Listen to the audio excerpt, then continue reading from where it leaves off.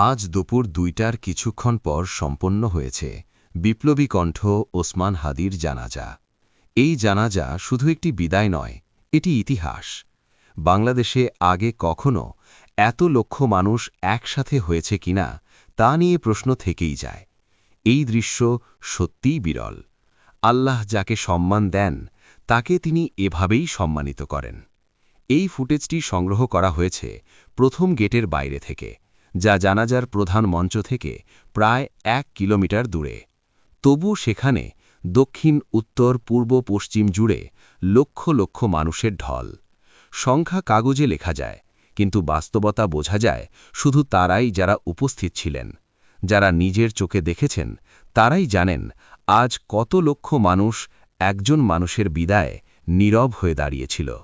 বিপ্লবী ওসমান হাদির জানাজা এ শুধু জানাজা নয়, এ এক জীবন্ত ইতিহাস।